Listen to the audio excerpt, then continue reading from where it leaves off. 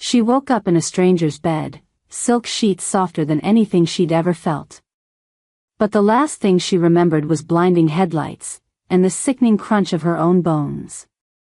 How could she be alive?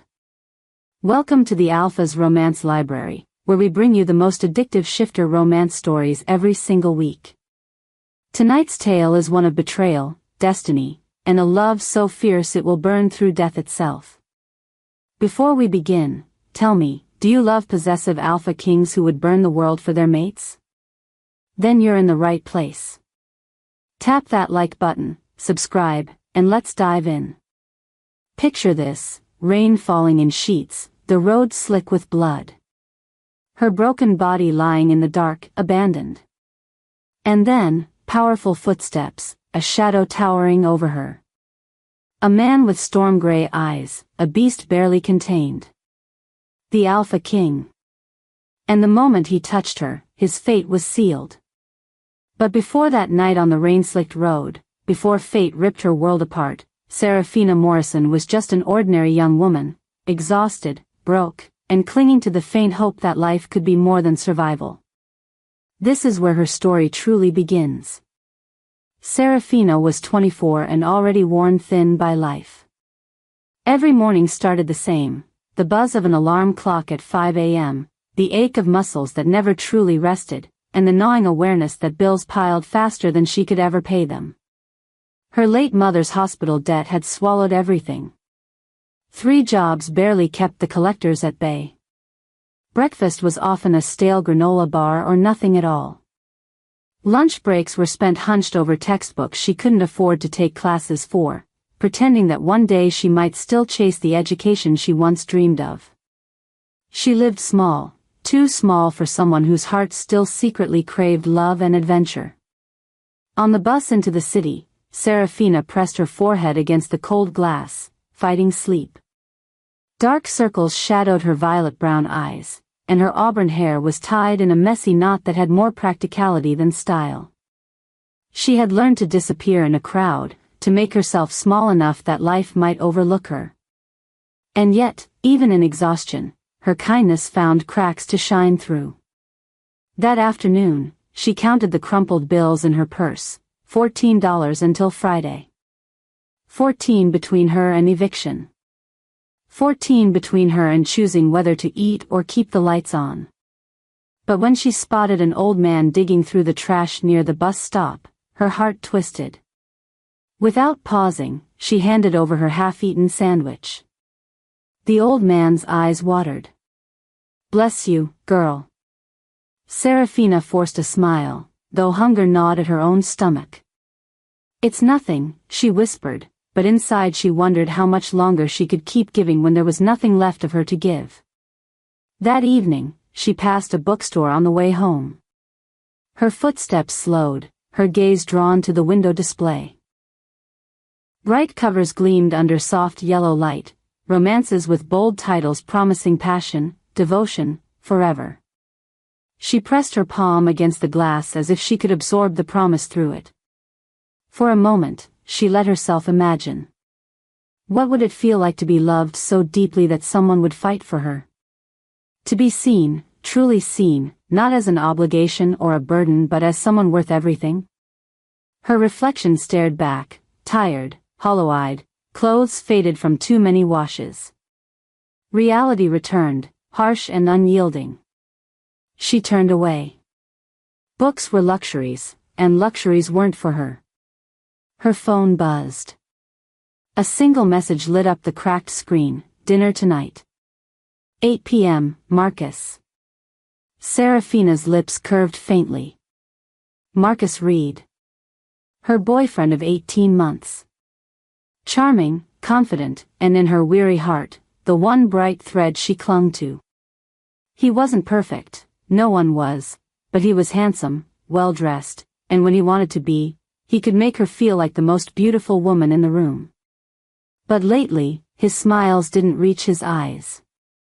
Lately, his touch felt colder, his words sharper. He always seemed distracted, always stepping away to take calls, always brushing off her questions. Still, he was Marcus. The man who had swept her off her feet when she thought love had passed her by. She told herself it was just stress, just business. Maybe tonight's dinner was his way of making things right. At 7:50, Serafina smoothed her one nice dress over her hips and applied lipstick from a nearly empty tube. Her reflection didn't scream glamorous, but it whispered effort, and for Marcus, she hoped that would be enough. The restaurant he chose was far outside the city, near the edge of the forest. Candlelight glowed from its windows, painting the walls in warm gold. Inside, the tables gleamed with white linen, crystal glasses sparkling like stars. Serafina's stomach knotted. This place was too expensive for them. For her. She wanted to ask, but Marcus silenced her with a smile that felt both reassuring and unsettling. "You deserve it," he said smoothly, though his eyes flicked toward the phone he kept face down on the table. As the waiter poured wine, Marcus leaned close. "I've got something for you, Sarah. A business opportunity. Easy money. Just deliver an envelope for me tomorrow." Serafina blinked, her fingers tightening on her glass. "Marcus, why me?" His grin widened, but it didn't reach his eyes. "Because I trust you." Something cold curled in her chest. She wanted to ask what was inside, why he was so tense, why his phone vibrated endlessly and why he refused to let her see the screen. But she swallowed her questions. She was tired. She was broke. And when Marcus laced his fingers through hers, she clung to the illusion of love a little longer. She couldn't have known that the man across from her was already planning her death. That before the night ended, her blood would stain the road, and the alpha king she had never met would roar her name into the storm. For months, Serafina had told herself that Marcus Reed was her anchor. He was confident where she was unsure, decisive where she hesitated. He filled rooms with his laughter, charmed strangers with ease, and always seemed to know the right thing to say. But lately, Marcus's charm felt like a mask she couldn't quite see behind. That night at the restaurant, Serafina studied him across the table. His suit was pressed, his tie silk, his cufflinks gold. Every detail screamed wealth, but she had never once seen where that money came from. Whenever she asked about his work, he gave vague answers: deals, clients, business. At first, she'd been impressed. Now, she wondered why he never spoke specifics. When the waiter left them alone, Marcus slid the small envelope across the table. It was thick, heavy. Serafina reached for it hesitantly, but he pressed his hand down on hers. "Not here," he said softly, his smile fixed, his eyes sharp. "Just tomorrow. Deliver it, and you'll never have to worry about rent again." Her chest tightened. "Marcus, what is this?" He leaned back, swirling his wine as though the question bored him. "Nothing dangerous. Don't think so much. I'm trying to help you, Sarah." Her name on his tongue didn't feel tender anymore, it felt like a leash. Still, she nodded, though unease coiled in her stomach. He was offering money, stability, a way out of the crushing weight of debt. If he trusted her, wasn't that love? If he gave her this chance, wasn't that proof she mattered? She wanted to believe it. She needed to. On the drive back, Marcus's phone buzzed endlessly in the console. Each time, he tensed, his jaw hardening. Serafina glanced at the screen once when he stepped out to take a call, only a number, no name, flashing in red. When he returned, his smile was too wide, his hand on hers too tight. "You've been working too hard," he said, his tone low. "Maybe after this, you can quit one of those jobs. Focus on us." It should have comforted her. Instead, the words felt like chains tightening around her wrists. The next morning, Serafina stood in her apartment, staring at the envelope Marcus had left on her nightstand. It looked ordinary, brown paper, sealed tight. But it pulsed in her mind like a living thing. She slid it into her purse, telling herself it was harmless. Just paper. Just a delivery. Yet all day at work, she couldn't stop glancing at her bag. Her hands trembled when she touched it. Every time she thought about handing it over to some stranger, her chest tightened with dread. That evening, Marcus appeared at her door without warning. He looked sharp again, but restless, as if shadows followed him. "Did you do it?" he asked before she could even greet him. She shook her head, startled. I didn't know who to take it to." For a flicker of a second, his smile slipped. The mask cracked. His eyes burned with something cold, something calculating. Then, just as quickly, he smoothed it away. "That's fine," he said softly. "We'll go together." He drove her out of the city, deeper into the woods, where the streetlights thinned and the road grew narrow. Serafina's pulse quickened. "Marcus, where are we going?" His hands tightened on the wheel. "Don't worry, love. Just trust me." 2 words she had clung to for 18 months. 2 words that now rang like a warning bell in her mind.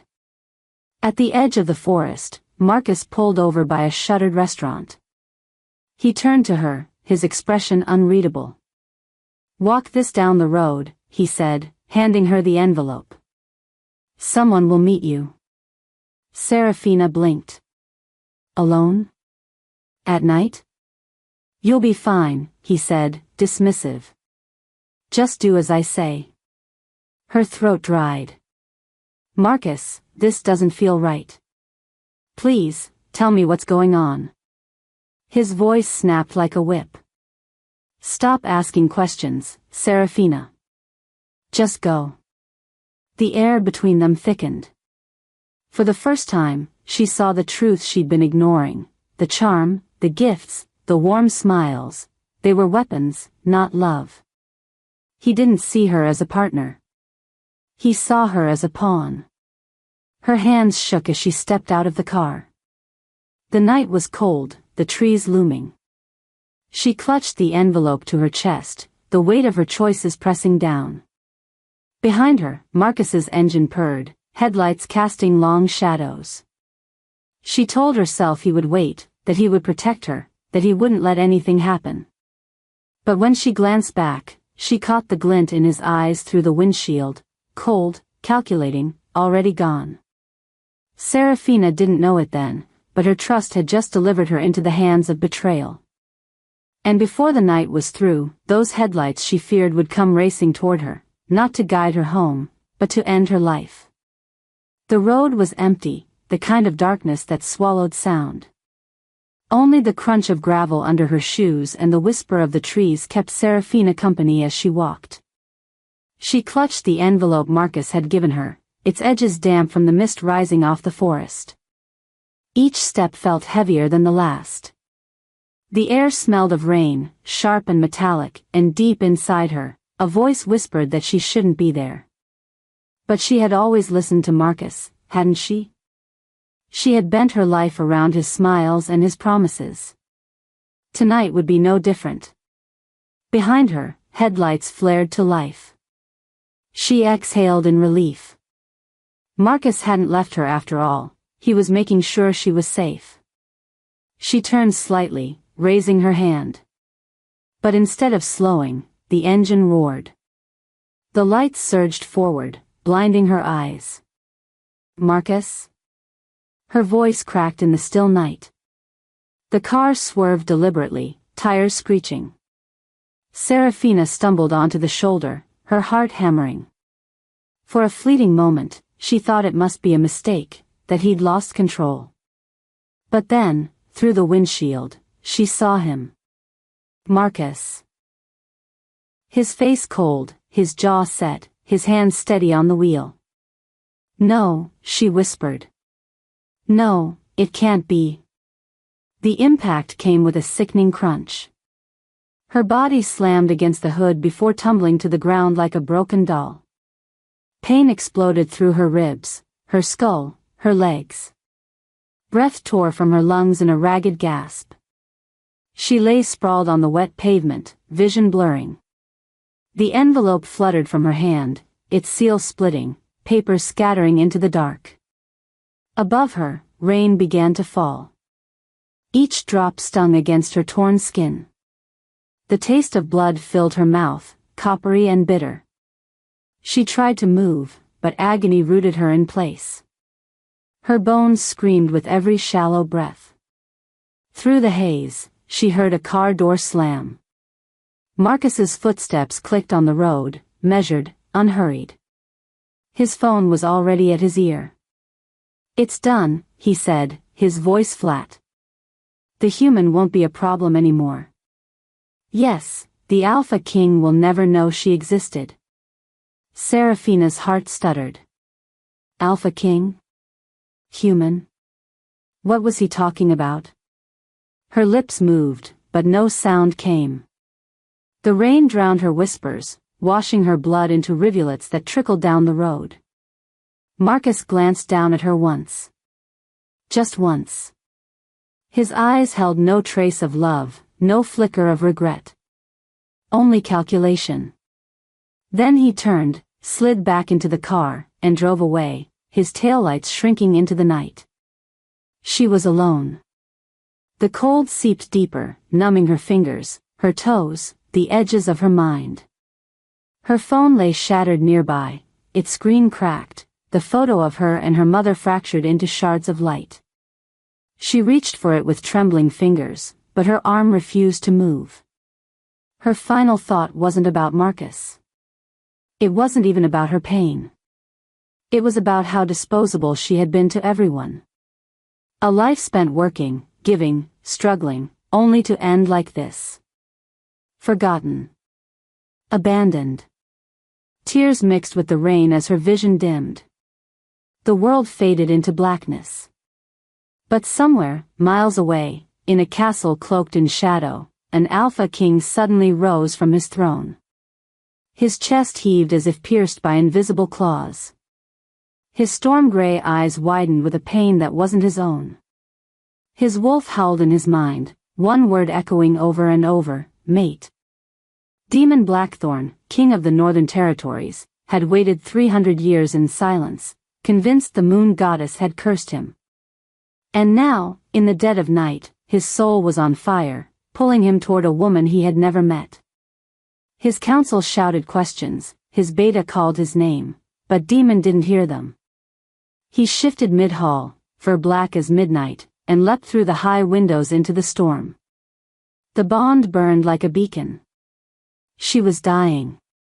His mate was dying. On the road, Seraphina's breaths came shallow and uneven. Her pulse flickered, fragile as a candle in the wind. Rain plastered her auburn hair to her pale face. Her last thread of consciousness clung to the sound of tires splashing through puddles in the distance. Not Marcus this time. No, something larger, something wilder, coming fast. Through the storm, a shadow moved, massive and swift. Eyes like molten silver locked on her broken body. As the darkness closed in, she thought, just for a moment, that she saw a wolf. A giant wolf, larger than any nightmare, lowering its head beside her. Safe, her fading mind whispered. For the first time in her life, she felt safe. And then, at last, everything went black. The night was quiet in the obsidian hall, too quiet for a gathering of warlords. Torches burned in iron sconces, throwing restless light over maps and scarred oak. At the head of the long table sat Demon Blackthorn, Alpha King of the Northern Territories, a predator's stillness coiled inside a man's frame. He had outlived empires and enemies and the tender, foolish hope that the moon goddess would ever grant him a mate. Border skirmishes in the east, one counselor droned, tapping a ringed finger against parchment. Rogue sightings near the marsh. Demon listened without truly hearing, his storm-gray eyes skimming the inked lines of land he had bled to hold. 3 centuries had carved patience into his bones, nothing surprised him anymore. Then the world split. It wasn't sound. It wasn't sight. It was a tearing, clean and merciless, through the center of his chest. Demon's breath stalled. The room tilted, its edges blurring, as a pain not his own flooded his veins. Cold rain, hot metal, bone-deep agony, the copper taste of blood. His chair scraped stone as he rose, one hand braced on the table, knuckles white. The council lurched back. "Your Majesty." Demon didn't answer. He froze on the edge of seeing, because some part of him, feral and terrified, wanted a breath more before he looked. As if a second of not knowing could hold back the world that would exist after he knew. Demon. Cade's voice was a low warning. "Not your Majesty. Not now." She's. A shape on the pavement, rain slick and still. Hair darkened to rust, fanned like spilled ink. Skin too pale against black road. Blood had drawn a crooked river from her ribs to the gutter. The rain tried and failed to wash it away. His wolf made a sound he hadn't heard in 300 years, something between a snarl and a keening. The bond fluttered, paper thin. "Warriors," Cade barked without taking his eyes off the king, fan and track. "Two on the road, fresh rubber, recent stop, hard acceleration. Two to the tree line, look for a watch point. I want a scent profile yesterday. Move." They moved. Demon stepped forward, rain hammering his muzzle, and in the space between one heartbeat and the next he wrestled the beast back into bone and skin. He rose, a man again, breath fogging, hands empty and aching to hold. He went to his knees beside her. Up close, the world narrowed to details, the tremor of a pulse at her throat, the ragged catch of a breath that didn't fill her lungs, the grit in a cut along her cheek, the way her fingers curved as if reaching for something she couldn't name. His name. "Little one," he heard himself say, voice low enough the storm had to lean in to listen, "I'm here." Her lashes fluttered. Not waking, only the body's stubborn refusal to quit. Her blood ran quick and thin, the bond was unraveling. Cade crouched on the other side, rain dripping from his jaw. "She's human," he said, no judgment in it, only fact. "We need the healers now. If we move her wrong. If we don't move her, she dies," Demon rasped.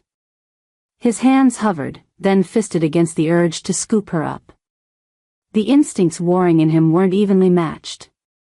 One was king, cool, strategic, the man who had kept thousands alive. The other was mate, wild and incandescent, willing to burn the world to keep a single heart beating. The mate won.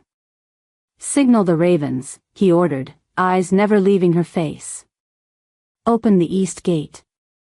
The healers to my chambers. No one touches her unless I say." Cade didn't argue. He lifted his head and sent a sharp, carrying howl ripping through the storm, orders braided in sound. From the forest, two wolves peeled away at once, vanishing toward the skypost. Another trotted the edge of the road, nose down, reading the story the tires had written. Demon leaned closer. The scent of her, beneath blood and rain, was a wild, impossible thing, like night-blooming flowers lit by lightning. It hit him in the bones. It named him. His wolf pressed hard against his skin. Mark. Save her. To claim a human with a bite was to gamble with death. Some survived and rose changed. Some slipped away between one breath and the next. The law said kings should not hazard their lines on chances. The law had never been mated. Demon bared his teeth, every muscle strung tight. "Hold on," he whispered, and the storm answered with a crack of far-off thunder. He bent toward her throat. And the chapter broke like lightning. The storm pressed harder, thick sheets of water blurring the road into a silver mirror. Demon knelt in it, unbothered by the cold, his cloak plastered to his back, his breath steaming in the air. Every instinct screamed at him to act, to hold, to claim. His mate was dying in his arms, and he had seconds to choose between breaking law and losing her forever. Serafina's chest hitched, shallow and uneven. Her lips parted, a rasping sound escaping as if she tried to call his name though she didn't know it yet. He brushed rain-soaked hair from her cheek with trembling fingers. She wasn't just a flicker of bond and prophecy anymore. She was real, fragile, his. "I've waited centuries," he whispered, forehead resting against hers. "I will not lose you now." His wolf surged, demanding. The bite. The mark. The only chance. Demon's jaw tightened, but the decision had already been made the moment he'd seen her broken on the ground. He bared his teeth and lowered his mouth to the curve of her shoulder. One puncture, one press of fangs into flesh, and the bond roared to life like wildfire. His venom surged into her bloodstream, ancient magic forcing her shattered body to fight. She convulsed in his arms. Her cry was weak, but it carved him open. He held her tighter, his hand pressing against her heart as if he could will it to keep beating. Behind him, Cade barked orders to the warriors who had gathered, their eyes wide with shock. Ravens to the estate. Healers ready in the king's chamber. Move. Wolves scattered into the storm, their howls splitting the night, carrying word back to the castle. Demon ignored them all. The only thing that existed was her, the pulse beneath his hand, fluttering like a wounded bird. He leaned close, whispering against her ear, a promise the storm itself seemed to still for. "Fight for me, little one. Fight, Serafina. The moon goddess gave you to me, I will not let her take you back." Her fingers twitched, the faintest curl against his chest, and his heart nearly broke with it. She wasn't gone. Not yet. When he finally lifted her into his arms, her blood smeared across his chest, mingling with rain. She was light, too light, for someone carrying the weight of his entire soul. Demon rose to his full height, towering over the road, the storm seeming to bow around him. "Find the traitor," he ordered, his voice low, vibrating with the promise of death. "Alive. Bring him to me." His wolf warriors lowered their heads in submission. They would obey. The run back to the Blackthorn estate was a blur of motion and storm. Demon held Serafina close, every stride measured to keep her alive. The forest bent before him, branches snapping under his fury. His wolf wanted to rip the world apart, his man wanted only to reach shelter before her pulse faltered. By the time the stone towers of the estate rose through the rain, Demon was half mad with desperation. Wolves peeled away at the gates, howls warning the healers.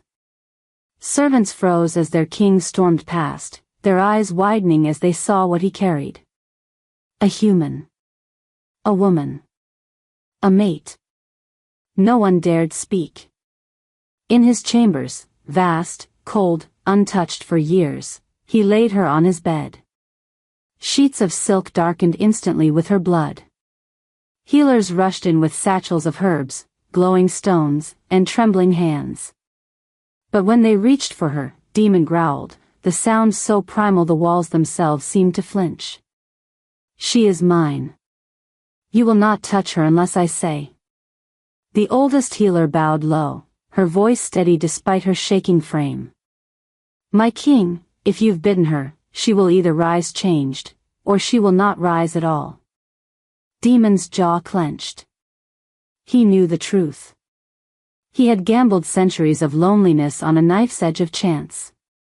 "Then she will rise," he said, each word carved in iron. "Because I command it." The hours that followed blurred into torment.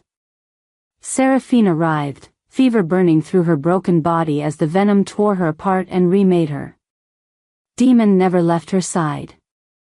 He sat at the edge of the bed, gripping her hand, whispering to her even as she fought against death itself. When her breath hitched, he pressed his lips to her temple. When her body seized, he held her against him, murmuring that she was not alone. 3 days passed without sleep, without food, without anything but the pounding rhythm of waiting. And then, as dawn bled pale gold across the mountains, her eyes opened. Not the brown he'd glimpsed once in her fractured memories. Not human at all. They glowed molten gold, catching the sunlight like fire in amber. Her gaze locked on his. "Who are you?" she whispered, her voice hoarse yet unshaken. "And why does my soul already know your name?" Demon's breath caught. 300 years of waiting, of emptiness, of silence, and at last, the storm had ended. His mate had awakened. Light bled through the tall windows in a thin, holy gold. Serafina lay still, listening to a room that did not belong to her, the hush of heavy drapes, the whisper of a distant fire, the slow, steady breath of a man sitting close enough for her to feel the gravity of him. Silk slid against her skin when she turned her head. Silk. Not hospital scratch. Not asphalt. Not rain. Memory struck like a falling stone, headlights, the scream of tires, the violent, shattering impact, and she flinched, a hand flying to her side. No broken ribs stabbed back. No bruises protested. Her palm met smooth skin, warm, whole. "Easy," a deep voice said, low enough that the bed seemed to hum with it. "You're safe." She looked up, and the world narrowed to a face she had never seen and somehow already knew. Storm-gray eyes, rimmed red from sleepless nights, studied her like she was both miracle and battlefield. Black hair damp at the temples. A scar along his jaw that made his beauty meaner, older, truer. "Who are you?"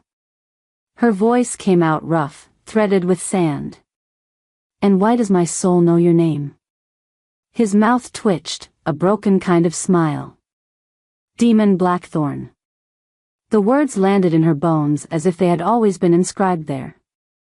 Heat flickered along her skin, no, not heat, awareness. Like being caught in a current she had always been swimming against without realizing it. Then anger burned clean through the haze. "Marcus hit me," she said, the name tasting like rust. "Left me in the road. I should be dead." "You were," Demon said simply. "Or near enough the moon would have counted it." Her gaze snapped to his. "Then how am I?" His eyes darkened. "I bit you." Silence collapsed between them. Somewhere in the chamber, the fire sighed. "You what?" It came out soft, too soft for how fast her heart kicked. "The bite carries our venom. It heals." He didn't look away, didn't soften the truth. "Sometimes it remakes." "Remakes," she repeated, the syllables turning cold in her mouth. Understanding rushed up too fast. "Into you. Into one of you.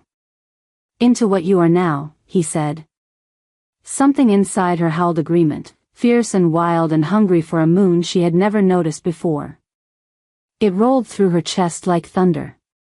She jerked, fingers gripping the sheets. "You decided that for me." The tremor in her voice wasn't fear, it was fury. "You made me like you without asking me if I." "You were dying," he said, each word honed to a blade. The composure cracked just enough to show the fire beneath. "I will not apologize for saving you." Her laugh was thin and shaky. "Saving? Or claiming?" At that, a muscle in his jaw jumped. "Both," he said at last, and the honesty in it hit her harder than any lie could have. The door clicked softly. Demon glanced over his shoulder as Cade slipped in, already looking like he had argued with a fortress and won. He carried a tray, water beating the side of a pitcher, a bowl of broth steaming. "She's awake," Cade said, then saw her eyes and adjusted his tone without seeming to think about it. "Serafina." "I'm Cade. Beta. You were out for 3 days." "I brought," He caught Demon's look, aborted the rest, and set the tray down like approaching a sleeping tiger. Holler if you need me. He left the way a tide goes out, efficient, inevitable. Serafina focused on her hands to avoid looking at the king who had rearranged her fate. They were different. Stronger under the skin. Light streaked faintly along her veins like river silver, then faded when she blinked. I can feel you, she whispered, not meaning to say it aloud. Demon's breath hitched. The bond. He didn't reach for her, but the space between them filled with the shape of the touch he didn't take. It reveals, it doesn't force. Whatever we are. You will still choose it. Or not. Choice, she repeated, stinging on her tongue. Feels like that left with the asphalt. He flinched like she'd struck him. Then take some back now. He rose, all controlled power, and offered an arm, not touching, only there if she wanted it. Stand. See what's yours. She knew, somehow, that if she refused he would step back and set the world on fire for her anyway. The realization disarmed her more than any command could have. She slid her hand into the crook of his elbow. Heat. Strength. A steady anchor. Her feet touched the carpet. Balance surged to meet her, too much, almost. The world sharpened. She could hear the hearthwood splitting along a hidden seam. She smelled rain ghosting on stone far beyond these walls, the bite of pine resin from a courtyard tree, the clean danger of the man beside her. When she blinked, dust motes slowed in the air like languid stars.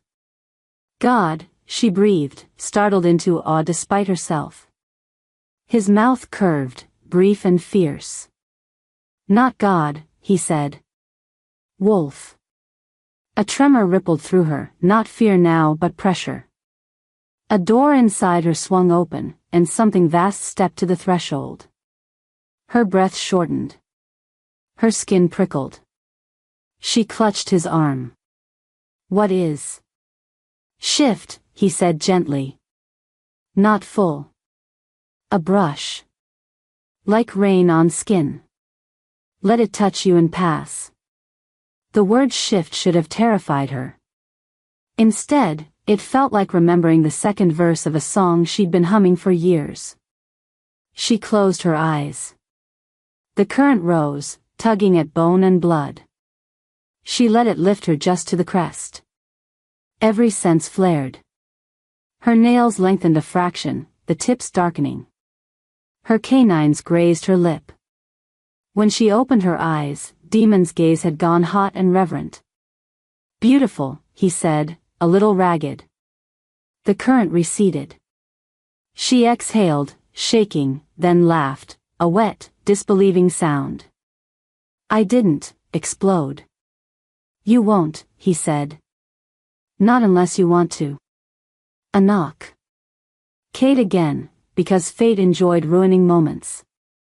He cracked the door. She's stable enough for air if she wants it, he said, speaking to Demon but looking at Serafina as if her answer carried weight. Maybe it did. The courtyard's empty. Demon tilted his head. Fresh air? She hesitated, then nodded. He draped a soft robe around her shoulders, silver gray, fur-lined, and for a second she let herself be cared for without flinching. They walked together through vaulted corridors that smelled of old stone and iron and distant rain. Servants bowed and did not stare. Wolves in human skin glanced once, twice, then away, an odd mix of fear and wonder in their eyes. Outside, the air was knife clean. Pines speared the sky. The courtyard fountain murmured to itself.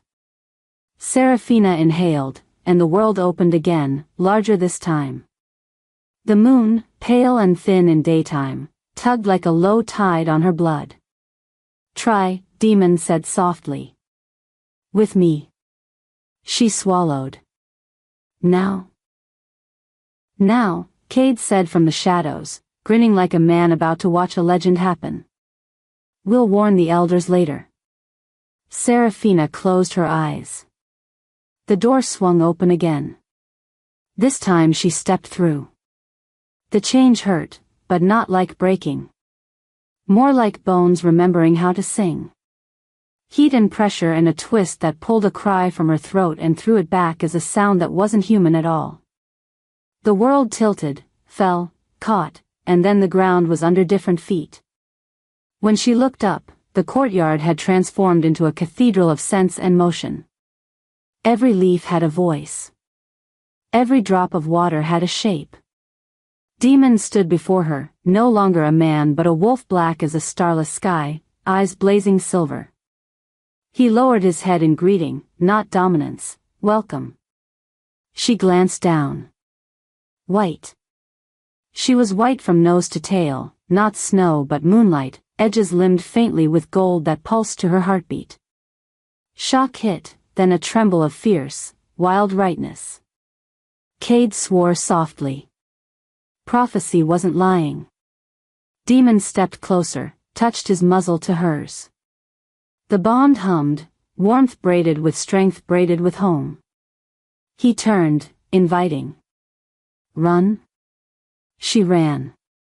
They cut the courtyard into bright arcs, her paws whispering over stone, his thunder steady beside her.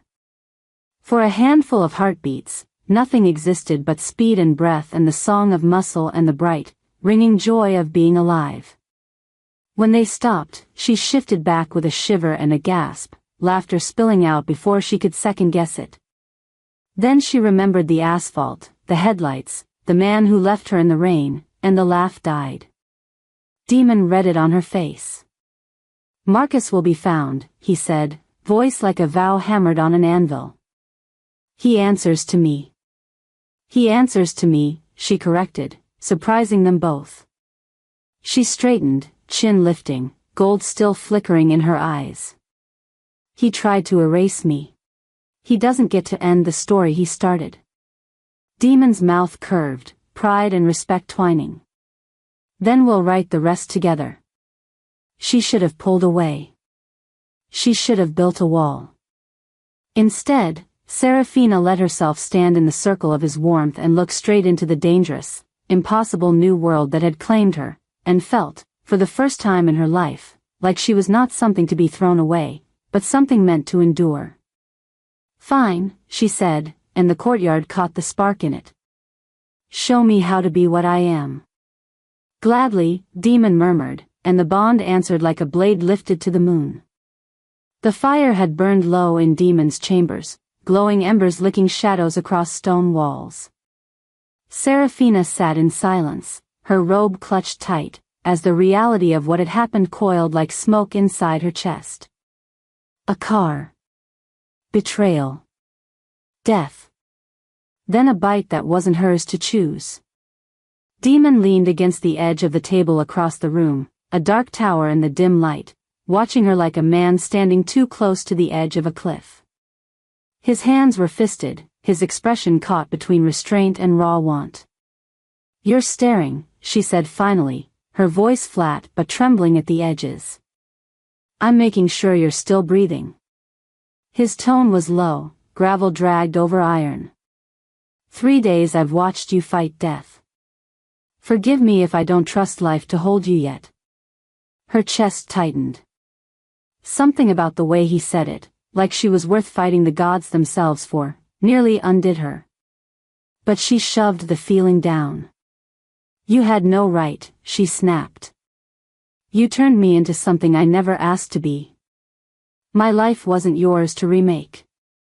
Demon's jaw clenched. Your life was ending. I chose between giving you back to the darkness or pulling you into mine. And now what? She demanded, rising to her feet. The robe slipped from her shoulder, revealing the faint scar where his fangs had marked her. Her voice cracked with rage and grief. Now I'm your mate? Your possession? Another jewel for the Alpha King's crown? He was across the room in 2 strides, towering over her, but when his hand lifted, it hovered in the air, never touching. No, he said, voice raw. You're not mine because I marked you. You're mine because the bond decreed it. But you, his storm-gray eyes burned, softer now, pleading. You will choose what to do with it. That night she dreamed. Flames and shadows, a wolf of white fur running under the moon, her heart pounding in time with another's. She woke gasping, her body thrumming with energy she didn't understand. When she staggered to the balcony, the moonlight struck her bare skin and something inside her surged. Her breath came fast, nails sharpening into claws, bones aching with a pressure she couldn't contain. Demon, she choked, falling to her knees. He was already there, crouching beside her, hands steady. Don't fight it. Let it come. The shift hit like fire tearing through muscle. Her scream caught, broke, and returned as a howl. The world blurred, then sharpened, sound and scent exploding into impossible clarity. She staggered forward on 4 legs, staring down at paws as white as snow, glowing faintly under the moon. A chorus of gasps rose from the courtyard below. Servants and wolves had gathered, whispering, "The white wolf." The prophecy. Demon shifted beside her, his midnight pelt brushing hers. He lowered his massive head in respect, not dominance, and for the first time, she understood that he wasn't trying to control her. He was inviting her to stand as his equal. But trust did not come easily. Days later, in the training yard, she squared off against Cade, Demon's beta. Her body moved like it had always known how to fight, claws striking against his, golden eyes burning. She lost her balance, hit the dirt, but rose again, fury in her every breath. You fight like someone who's never been allowed to stand up for herself, Cade said, brushing dust from his arm. I haven't, Seraphina spat, then glanced at Demon watching from the shadows. But I will now. Demon's chest tightened. He had waited centuries for her, yet he knew rushing would only break what fragile trust she offered. That night, as he brushed a tangle from her hair with uncharacteristic gentleness, she turned to him suddenly, lips parting. The kiss burned like fire and lightning, and then she pulled away, heart racing. This bond, it feels like it's choosing for me, she whispered, tears threatening. And after Marcus, after everything, I need to know that when I love, it's because I chose it. Demon's hand cupped her jaw, his touch feather light. Then wait, he murmured. I'll give you centuries if that's what it takes. The bond may name us, Seraphina, but love will be yours to give.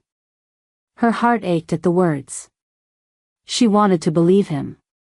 She wanted to trust the pull between them. But every time she closed her eyes, she saw Marcus's cold stare through the windshield, the moment love had turned into a weapon. For now, she would fight. For control. For her place in this new world. For her right to choose. And somewhere, in the shadows beyond the estate, the man who had betrayed her still breathed, his survival a knife twisting in the dark. The dungeon beneath the Blackthorn estate was carved from the mountain itself, damp stone dripping with centuries of secrets. Torches burned low, throwing jagged shadows across iron bars. The air reeked of rust, fear, and old blood. Seraphina stood at the threshold, her robe pulled tight against her frame, her golden eyes reflecting the flames. The white wolf prophecy had been whispered since her first shift. She had seen awe in the pack's faces, reverence even, but also fear. Tonight, she was about to learn why. 2 guards dragged Marcus into the chamber, his wrists bound in silver shackles that sizzled against his skin. He looked smaller than she remembered, his once pristine suit was torn, his hair disheveled, his face pale. Still, his eyes found her with a cruel glint of recognition. You, he hissed, his voice rasping. You were supposed to be dead. Seraphina's stomach turned. This was the man she had once trusted, once loved. The man whose hand she had held in moments of loneliness. Now, standing before him, she saw the mask stripped away, revealing only rot beneath. Why? Her voice cracked, but her shoulders squared. Why me, Marcus? Why did you try to kill me? Marcus gave a hollow laugh that echoed against the stone walls. Because you were never meant to live. You were never meant for him. The chains clinked as he jerked his chin toward Demon, who stood behind her, silent and watchful like a storm waiting to break. Demon's voice was low, edged in steel. Speak carefully. You have one chance to live long enough to explain yourself. Marcus sneered, though his hands trembled against the burning silver. You think you've won? You think finding her makes you untouchable? She's nothing but a pawn. They told me to erase her before you ever laid eyes on her. Who? Demon stepped forward, his presence filling the room like thunder. His storm-gray eyes glowed with the threat of violence. Marcus's smirk faltered. He looked away, jaw clenched, before spitting the words, the prophecy. The White Wolf. They said if she rose, she would make you unstoppable. Unite all packs. Crush every rival. They can't allow that. Seraphina's blood ran cold. Prophecy? White Wolf? She turned to Demon, searching his face. He did not look surprised, only grim, as if this truth had always waited in the shadows. Marcus saw the confusion on her face and smiled, cruel and sharp. You don't even know, do you? You're a story written in blood centuries ago. A weapon, Seraphina. Not a woman. Not his mate. A prophecy given flesh. Her knees nearly buckled. The torchlight blurred for a moment, and she clenched her fists, nails biting into her palms to steady herself. She was more than that. She had to be. Demon moved closer to her, his hand brushing hers briefly, grounding her. Then his gaze snapped back to Marcus, a growl rumbling low in his chest. Who paid you? Marcus's lips twitched. Does it matter? They'll come for her. They'll come for you. You'll never see them coming. Demon's patience shattered. He lunged forward, gripping Marcus by the throat, lifting him off the ground as if he weighed nothing. The guards stiffened, but none dared intervene. Answer me, Demon snarled, voice raw with fury. Or I will end you here. Marcus clawed at his grip, his face turning red, but his laugh choked out anyway. Kill me, and you'll never know. Let me live, and maybe I'll tell you. Maybe. Seraphina stepped forward, her voice cutting through the tension like a blade. Stop. Demon froze, his grip tightening, then loosening as his gaze flicked to her. She met his eyes, her golden ones blazing. Let me speak to him. Reluctantly, Demon dropped Marcus, who crumpled to the ground, gasping for breath. Seraphina crouched in front of him, her voice low and steady, though her insides shook. You tried to end me. You thought I was nothing. But look at me now, Marcus. I survived. I became something greater than you could ever imagine. Do you know what that makes you? Marcus sneered, but she leaned closer, her voice like steel wrapped in silk. It makes you insignificant. You don't get to define me anymore. Not as your girlfriend. Not as your victim.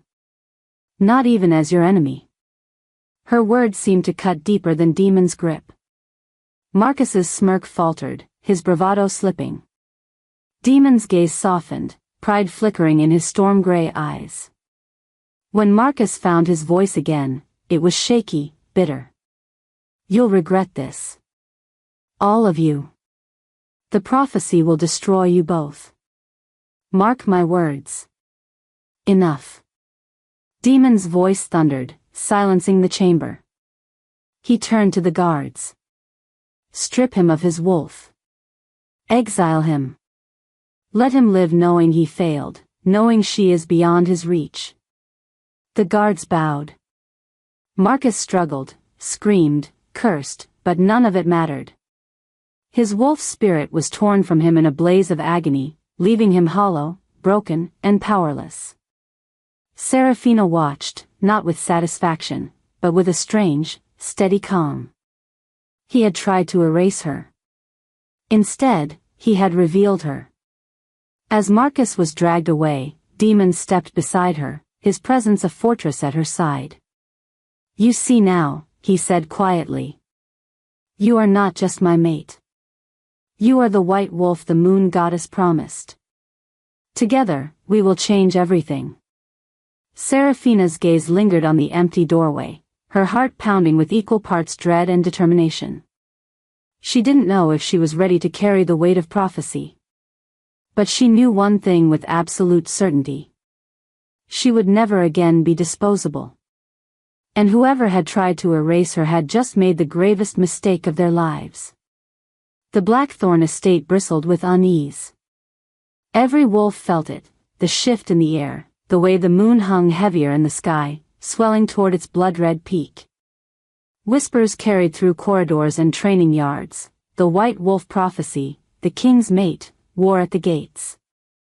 Serafina stood on the balcony, her gaze fixed on the horizon where shadows gathered. Her white wolf stirred beneath her skin, restless, sensing the storm that was about to break. She pulled Demon's cloak tighter around her shoulders, but it wasn't cold that made her shiver, it was anticipation. Behind her, Demon entered, his presence filling the space like a storm contained in flesh. He had shed his ceremonial armor for something older, darker, black leather reinforced with silver, his scarred hands flexing as though already itched for battle. "They're coming," Serafina said softly. "They're already here," Demon corrected, his voice rough.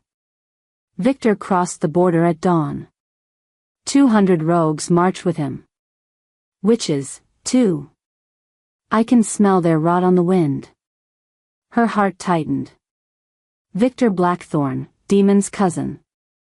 The betrayer behind Marcus, the hand that had pulled strings in the dark.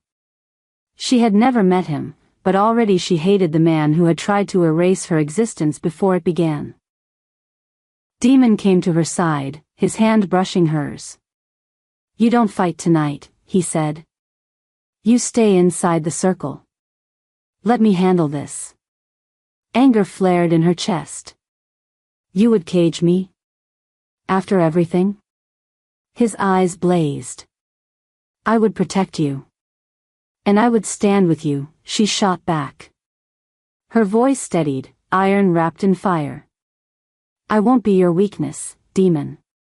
I'll be your equal." For a moment, silence. Then slowly, he nodded. Not agreement, acceptance. By nightfall, the battlefield was carved into ritual. The blood moon burned above, staining the grass crimson. Wolves from both sides gathered in a massive circle, their howls echoing into the night. The law of challenge demanded it, one-on-one combat between alphas, their packs bound by the outcome. But laws were meant to be broken. Victor entered the circle first, tall and broad, his hair pale as ash, his smile cruel. His armor gleamed with the sigils of traitors, his eyes glowing with the dark power lent by witches at his back. Behind him, rogues snarled, their eyes fever-bright.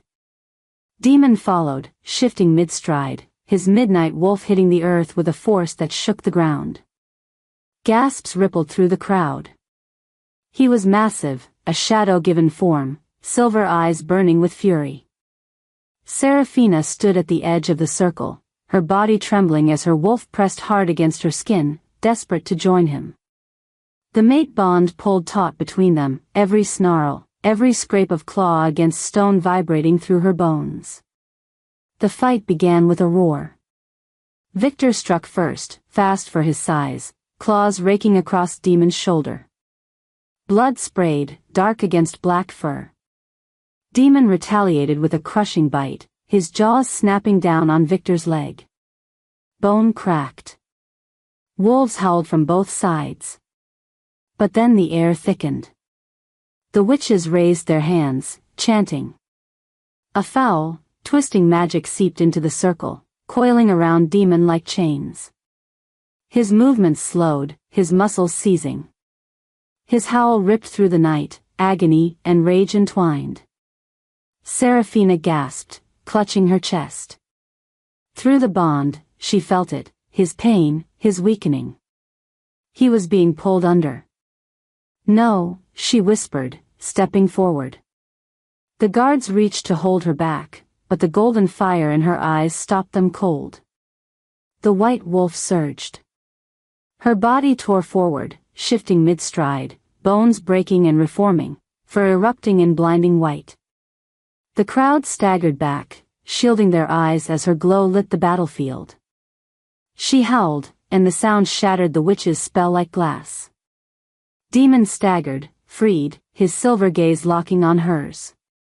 For a heartbeat, they stood together in the circle, black and white, shadow and moonlight, two halves of the prophecy made flesh.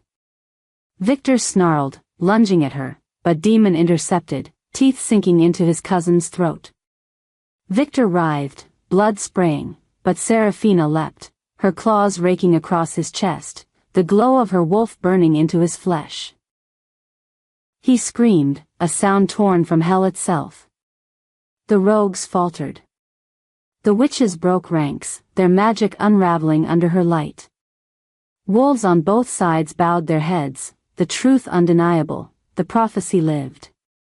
Together, Seraphina and Demon struck the final blow. Her howl poured power into him through the mate bond, and with one crushing snap, Demon ended Victor's life. Silence fell. Then the rogues dropped to their knees, defeated. The circle shifted, not just a battlefield anymore, but a coronation ground. Demon shifted back, his chest heaving, blood staining his skin. Seraphina stood beside him, fur glowing faintly even as her wolf receded. She was trembling, exhausted, but unbroken. He reached for her, cupping her face with bloodied hands. His voice cracked as he whispered, "You saved me." Her golden eyes burned with fierce light. We saved each other. Around them, the packs bowed as one. For the first time in centuries, wolves united not by fear, but by prophecy fulfilled. Above, the blood moon blazed, and beneath it, a king and his white wolf queen stood victorious. Dawn broke over the Blackthorn estate in a blaze of silver and gold, as if the moon goddess herself painted the sky to honor what had been won. The battlefield still bore scars, burned grass, bloodied soil, broken weapons, but the air was different. Lighter. Hopeful. Seraphina stood at the balcony of the great hall, dressed in white trimmed with silver. The robe flowed around her like mist, her golden eyes bright even in the morning light. Below, thousands of wolves gathered, shifting between forms, voices lifted in a single, unified howl. The sound rose to the heavens, an anthem of loyalty and awe. At her side stood Demon, broad and scarred, his storm gray gaze softer than she had ever seen it. He looked at her not as a king claiming victory, but as a man seeing salvation. His hand brushed hers, the bond between them humming with warmth. The coronation began. The high priestess, old as stone, lifted her arms. By blood and bond, by prophecy and power, we crown our queen. A crown of silver and moonstone was placed on Seraphina's head. She trembled, not from fear, but from the weight of history pressing onto her shoulders. 3 days ago she had been human, discarded and broken. Now she was the White Wolf Queen, mate to the most feared alpha alive, and leader of a united pack. She lifted her chin, meeting the eyes of thousands. I was left for dead, she said, her voice carrying over the courtyard. But the moon chose otherwise. No one here is disposable. No one will be forgotten. As your queen, I vow to protect those who have been cast aside, as I once was. Together, we are stronger than prophecy.